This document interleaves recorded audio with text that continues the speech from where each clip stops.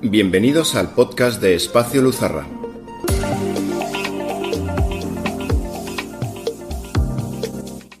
Antes de entrar en materia, vamos a contextualizar el entorno en el que nos encontramos.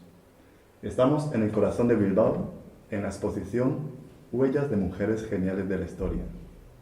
Se trata de una exposición itinerante, que es un trabajo hecho con mucho mimo, hecho por un grupo de mujeres que está dedicado a esas mujeres geniales que estamos rescatando de la historia misma, para que no las olvidemos, porque ellas han prestado un servicio.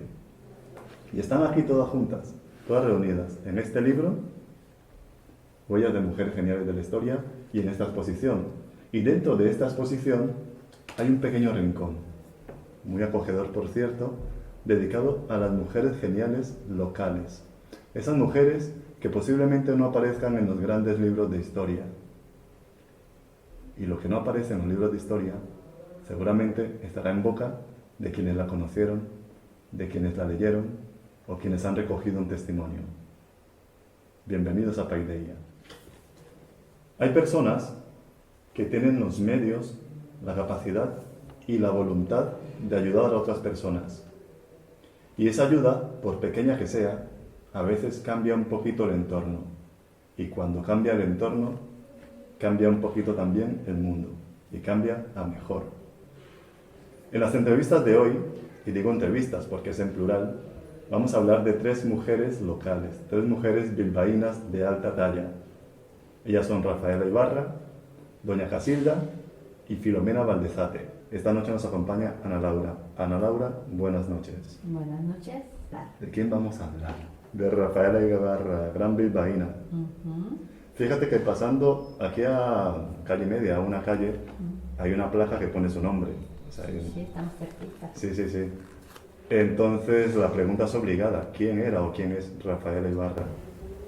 Una mujer bilbaína de finales del siglo XIX y que de una familia acomodada, muy acomodada, pero que se dedicó a rescatar a muchas personas, especialmente las mujeres. El Papa Juan Pablo II, tengo entendido, que la nombró beata. ¿Esto qué significa?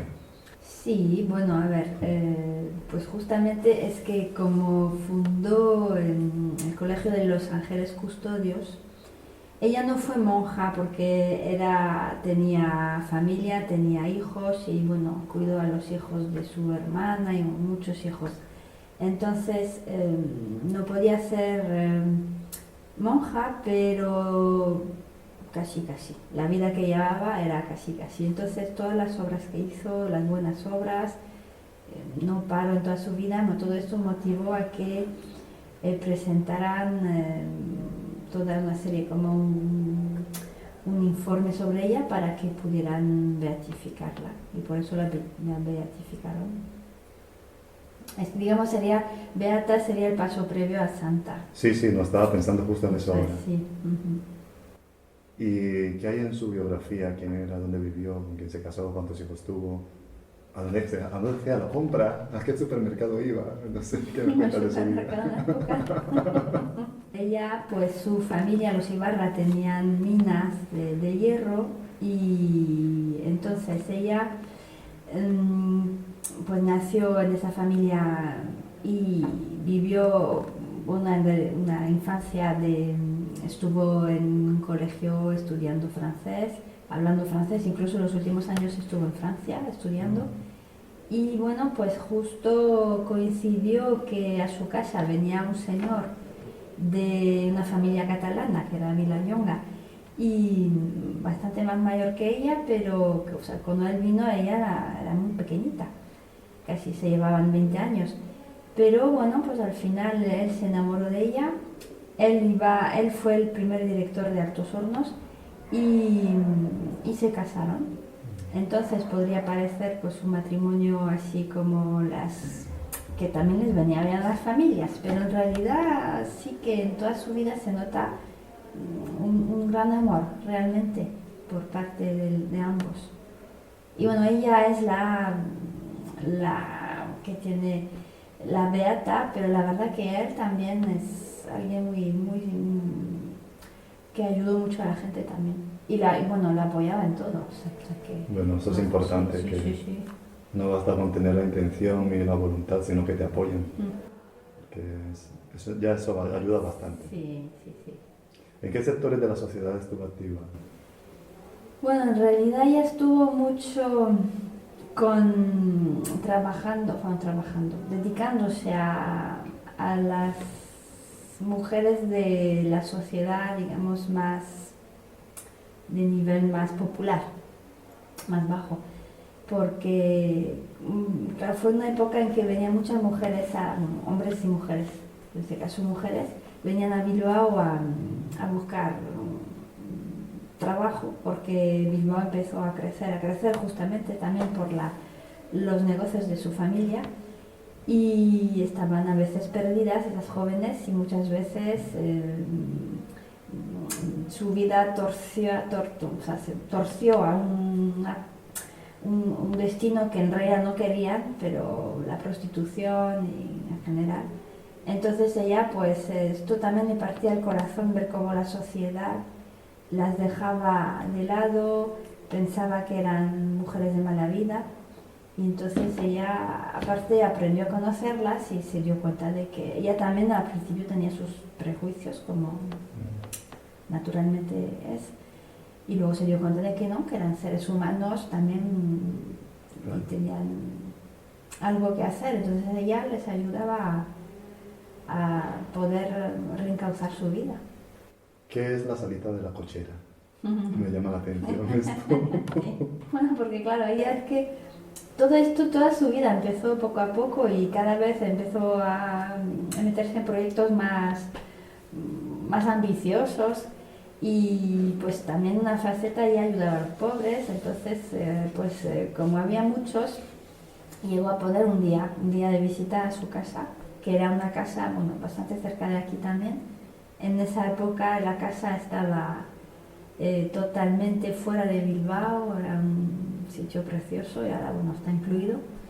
Y bueno, pues puso un día para que vinieran los pobres, pero aún así pues había mucha gente que venía, y ella pues tenía a su cuidado sus hijos. Ella tuvo 6 hijos, pero murieron 2, y su hermana se murió muy joven también, y con 5 hijos, entonces también vinieron a casa. La tenía una familia numerosa, y el contacto con esta gente que venía, pues José le dijo, está un poco, puede causar impresión a los niños, entonces por eso decidieron habilitar una salita, como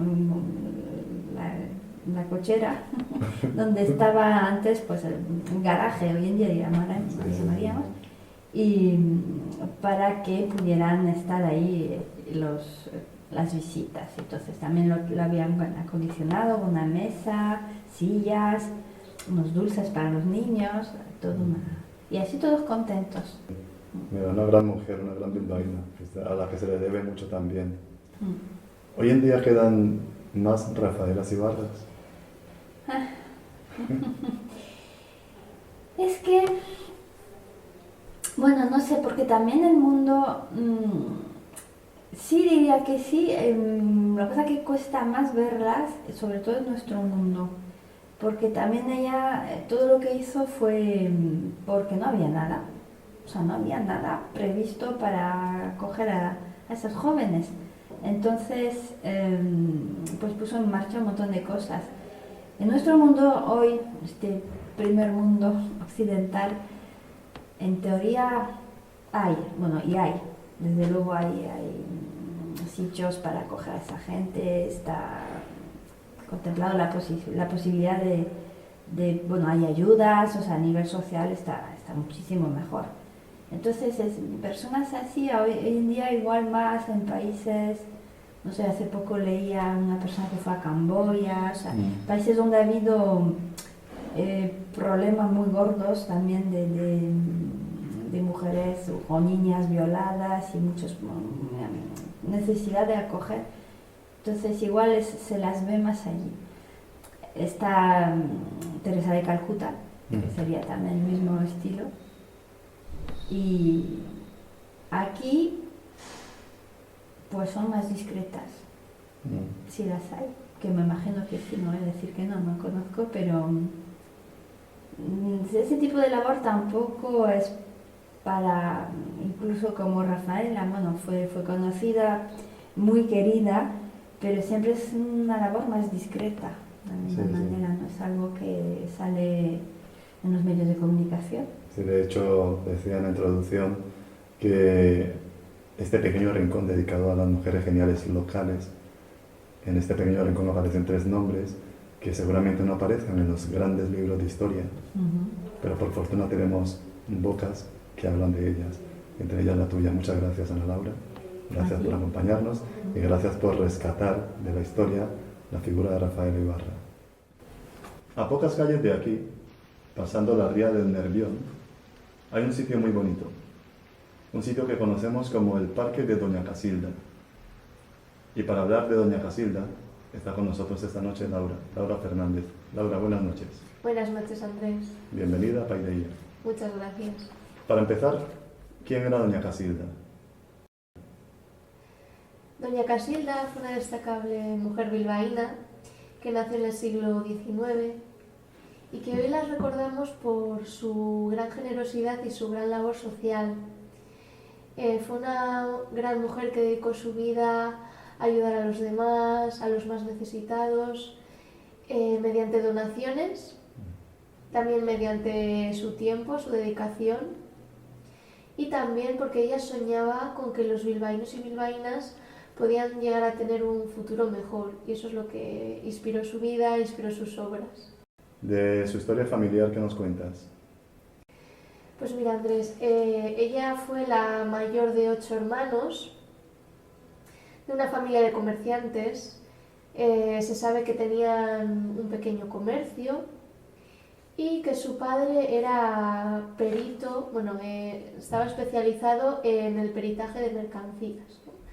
Entonces, pues ella vivía, digamos que ella no era de clase alta, digamos que tenía lo suficiente para vivir, pero pues más bien era humilde la familia. Y bueno, en su contexto familiar, el padre tenía contactos porque como era perito, pues ejercía de perito entre las diferentes casas comerciales, y esos contactos son los que luego más adelante, le cambiarían la vida a ella. Pero en cuanto a su situación familiar, podemos decir que ella muy joven, a los 15 años, se tuvo que poner a trabajar, ya que su padre falleció en 1832 después de entrar en quiebra. Su padre falleció y ella se vio obligada a trabajar.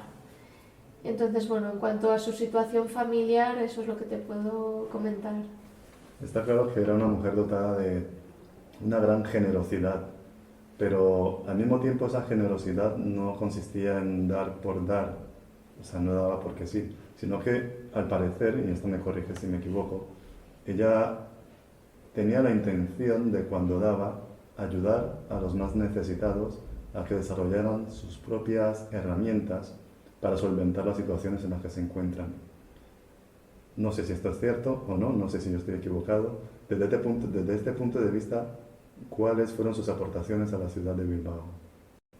Pues sí, Andrés, efectivamente era una mujer que tenía una visión de futuro que no siempre era común, y más en aquella época, porque igual hoy en día estamos más acostumbrados a el tema de las políticas sociales que se suelen hacer más cara al futuro, pero en aquella época esto no estaba tan desarrollado, y fue un rasgo que la caracterizó, que ella tenía esa visión de futuro, de que los medios que dotase a los necesitados o a la caridad pues fueran usados para que luego las personas pudieran independizarse. Ella creía en esa posibilidad de independizarse, y para ello, pues por ejemplo, a las mujeres que no tenían una buena posición económica les daba dotes, para que así ellas pudieran acceder a un mejor matrimonio o pudieran entrar en una orden religiosa. Y claro, todo eso pues se traducía en un ascenso social, ¿no? Y una mejora de las condiciones de la vida. Y luego también pues daba dinero, por ejemplo, a las diferentes instituciones pues para que pudieran mejorar todas esas condiciones de las personas que estaban allí. Y al final ella era una mujer muy coherente con sus ideas. No daba por el reconocimiento exterior de los demás, sino que ella lo daba de corazón, y eso lo podemos ver, por ejemplo, en que dejó su testamento a las mismas instituciones a las que en vida estaba donando. Entonces ahí vemos en realidad que ella era una persona muy coherente, que hacía las cosas, desde mi punto de vista, con corazón y con cabeza, porque también sabía muy bien a quién tenía que dar y cómo dar. Importante lo de saber cómo dar. Cómo dar. Sí, también es interesante esto de que cuando alguien necesita ayuda, la persona que te ayude tenga esa intención de que tú no vuelvas a necesitar de esa ayuda, no por egoísmo, sino porque a partir de allí te la puedes apañar sola. Y eso es la mejor ayuda que se te puede prestar. Como dato curioso, he visto que, leyendo un poco sobre doña Casilda, en muchos círculos era casi que la única mujer. Sí, bueno, de hecho tenemos que la fundación de la Universidad de Deusto, que se hizo por la Sociedad Católica, Sociedad Anónima, sabemos que ella era la única mujer y dentro de ese grupo pues principal inversora. Y sí que tenemos que, claro, en aquella época pues en estos círculos los que se movían pues eran los hombres. Claro. Y las mujeres pues claro lo tenían muy limitado. Entonces pues sí, en el caso de Casilda se encontraba que muchas veces era la única mujer y además de las principales accionistas de casi todo lo que hacía. De hecho, en la empresa que construyó el Teatro Arriaga, ella también hizo una donación muy importante. Entonces, bueno, ella, por ser heredera de José de Palza, que fue su marido, y tener ese capital que ella no solo supo mantener, sino que supo aumentar, pues luego es lo que ella podía hacer estas inversiones. En el Bilbao de finales del siglo XIX y principios del siglo XX, que era un Bilbao que estaba en ebullición industrial, lo más normal en el paisaje demográfico era encontrar señores, caballeros, hombres, que se dedicaban a la industria. Pero nos encontramos aquí con el caso de una mujer que no solamente es que era generosa, es que además sabía administrar y sabía hacerlo muy bien. Y eso me llamaba la atención. ¿Dónde radicaba su sensibilidad? Teniendo en cuenta que tampoco era de la clase alta, lo acabas de decir, pero no era una persona que viviera en la miseria tampoco. Entonces, pero ella tenía una profunda sensibilidad hacia las personas que no tenían medios. ¿Dónde radica esa sensibilidad? Que no sé si lo puedes responder tú, no está ella lamentablemente para preguntarle. Bueno, yo lo que puedo contar de su historia es que ella, al haber vivido la quiebra de su padre, de los negocios que tenía, y se tuvo que poner a trabajar tan joven, pues ella ya por historia lo vivió. Pero yo también quiero creer que ella lo tenía como persona. Aunque como dices tú, pues yo no la he conocido, no le podemos preguntar directamente.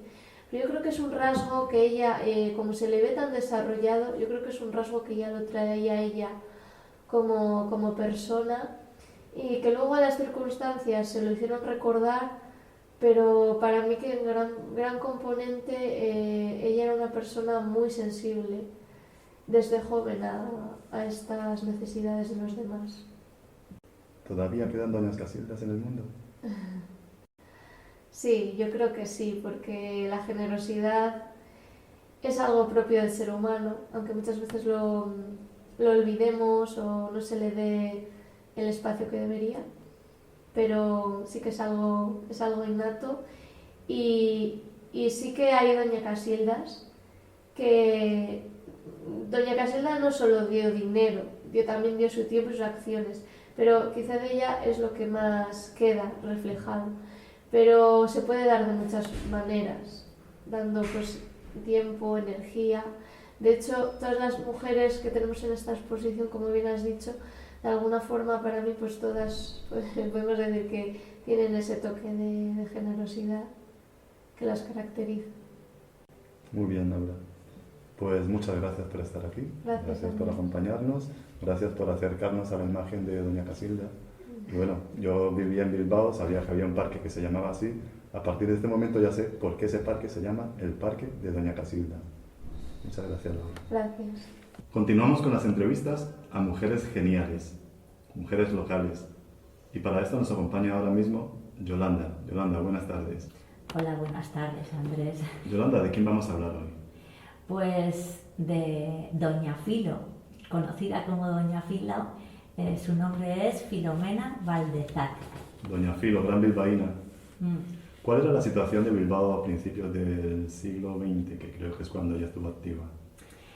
Pues bueno, ya venimos del siglo XIX, Vizcaya era un lugar con minas de hierro y a propósito de esto, pues diríamos que toda la provincia va a ir creciendo, Bilbao especialmente, va a haber un gran desarrollo en la capital, pues a la vez que es desarrollo industrial en las zonas cercanas, pues también financiero en Bilbao. Entonces, el hecho de tener hierro cerquita, pues bueno, esto fue un motor impresionante para toda la ciudad de Bilbao. Y también, claro, al ser ese motor, pues evidentemente pues fue lugar, ¿no?, de acogida. Mucha gente se veía que venía aquí pues en esa búsqueda de trabajo. Entonces la llamada del trabajo lo que pues fue trayendo gente de diferentes lugares de toda la península. Para los que no conocéis Bilbao, hay un barrio llamado Recalde y los vecinos de este barrio en su momento solicitaron al alcalde que se pusiera una placa o una calle con el nombre de Doña Filomena. En este caso, Yolanda, ¿quién era Doña Filomena Valdezate? Bueno, Doña Filo, como quieren llamarla así en recuerdo cariñoso, los vecinos de Recalde. ¿Quién es? Pues es una mujer que deja una huella muy profunda en este barrio de Recalde porque diríamos que su labor profesional la va a realizar ahí. Entonces, Recalde fue un lugar donde vinieron muchos trabajadores, como decíamos antes, por el hecho de que pues, por ese desarrollo industrial, ¿no?, pues se necesitaba mano de obra y muchos se van a sentar en el barrio de Recalde. Pero claro, Recalde en aquel entonces era un lugar pues nada que ver con lo que hoy es. Pues no había aceras, no estaba asfaltado. Entonces, por allí pasaba un arroyo por medio de Recalde y es un lugar con mucho barro, es como un barrizal y había muchos olores, mal olores. La gente construía las casas de un día para otro. ¿Por qué las construía así?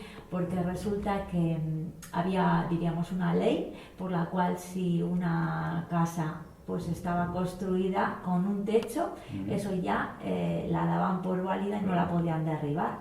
Entonces la gente lo que hacía, se apresuraba por la noche que daban, iban haciendo la casa con tal de poner 4 pilares y una cosa arriba, ya era una casa. Bueno, quiero decir con eso que Recalde era un lugar donde pues había chabolismo, casas así medio hechas, ¿no? La gente de alguna manera se hacinaba. Y la labor de Filomena en estas condiciones, porque ella, que no hemos dicho, ella lo que es comadrona, es partera, ayuda a nacer a los niños y muchas cosas más, porque la llamaban para otras cuestiones también, más por cómo era ella también, porque ejercía un poco de psicóloga. Entonces, pues en esas condiciones de un barrio obrero, pues que había pobreza, o sea, ella pues ayudaba en todo lo que podía y daba igual si la gente pues no tenía dinero para poderla recompensar, diría, por su trabajo, pues para ella eso no era lo importante, diría, pues ya me pagarás la siguiente vez que venga, pero no lo tenía en cuenta, o sea, o sea, ella hacía su labor porque lo encontraba que era necesario. Entonces se entregaba diríamos, al barrio de Recalde. O sea, lo que ganaba a nivel espiritual era más importante que lo que pudiera sacar a nivel económico. Sí, o sea, evidentemente todos necesitamos dinero para vivir, pero ella no era, diríamos, el fin, decir voy a ganar dinero a costa de todo, no. O sea, si yo tengo que ayudar porque hay alguien que me necesita, es más importante lo que me necesitan, y si no tienen dinero pues no cobraré, si cobro ya pues en otra ocasión. Pero lo importante es el ayudar a la gente que lo necesitaba, ya sea que tuviera dinero o que no. Y entonces por eso, claro, luego pues ha dejado esa huella y se lo han querido reconocer.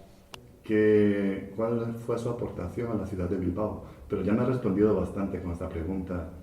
Ya me has dicho que es una persona que se entregó bastante, que ha sido sobre todo partera, no sé si es la palabra correcta, o matrona, no sé si es lo mismo. Sí.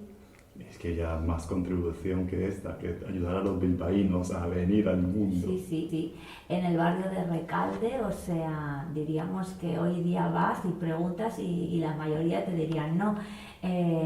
A mí me ayudó a traer, o sea, a venir al mundo Doña Filo.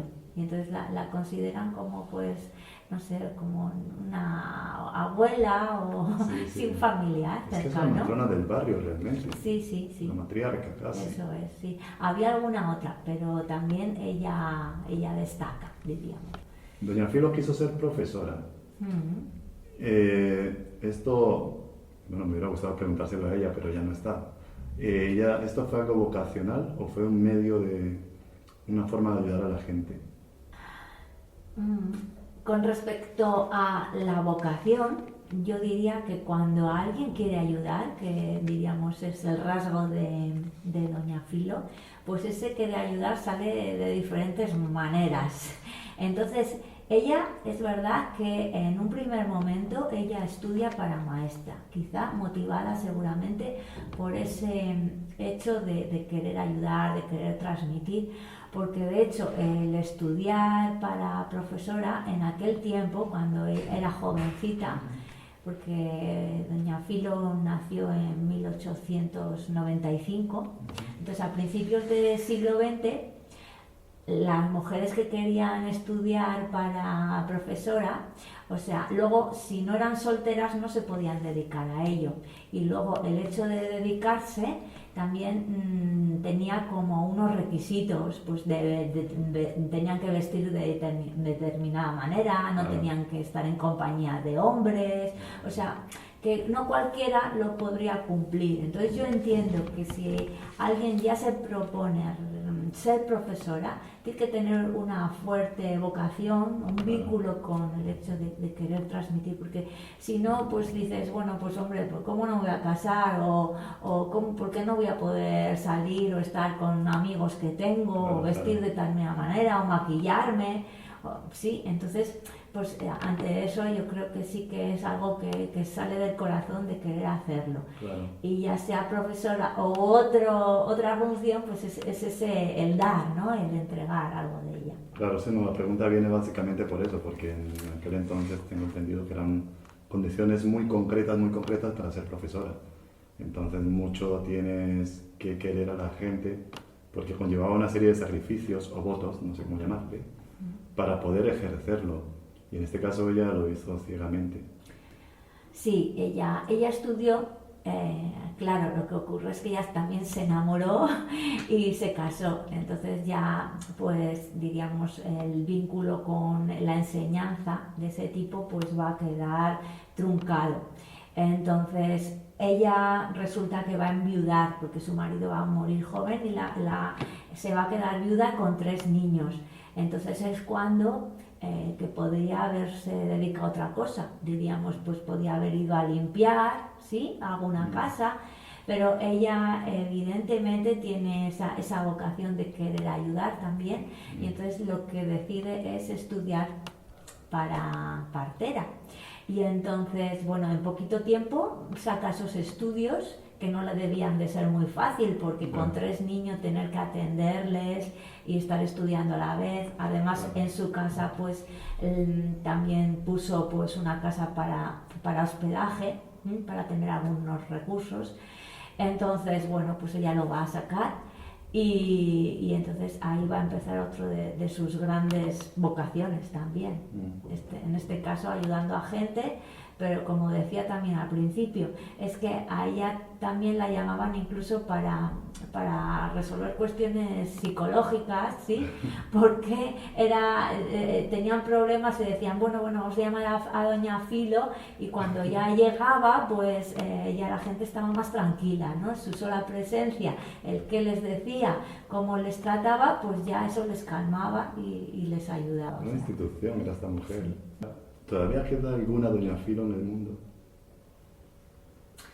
A ver, doña Filo en el sentido de entrega, en el sentido de comadrona, pues habrá muchísimas también, porque hoy sí que tenemos muchos hospitales y vamos a los hospitales, pero es verdad que medio mundo no tendrá también hospitales, o habrá otras condiciones y existen la gente, las mujeres que han estudiado esta profesión y atenderán en casas, claro que sí.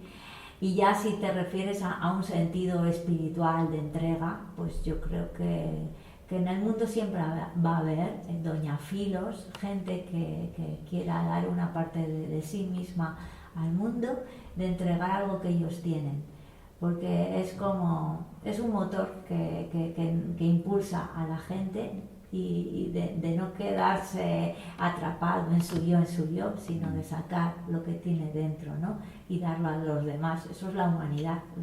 Lo humano que tenemos lo expresamos así.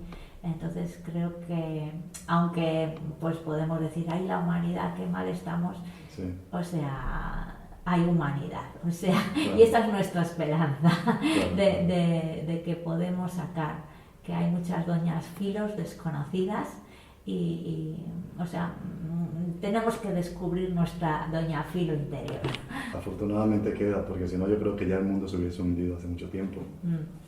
Bueno, me quedo con ganas de conocer en persona a doña Filo, la verdad, me la has descrito de una manera que es entrañable. Yolanda, muchísimas gracias. Bueno, muchas gracias a ti, Andrés, por dar a conocer a todas estas figuras bilbaínas y no bilbaínas, para que las descubramos y podemos aprender un poquito de ellas. Bueno, gracias básicamente a la plataforma Nosotras, que es la que ha aportado esta exposición y el libro de Huellas de Mujeres Geniales. Gracias a ellas también.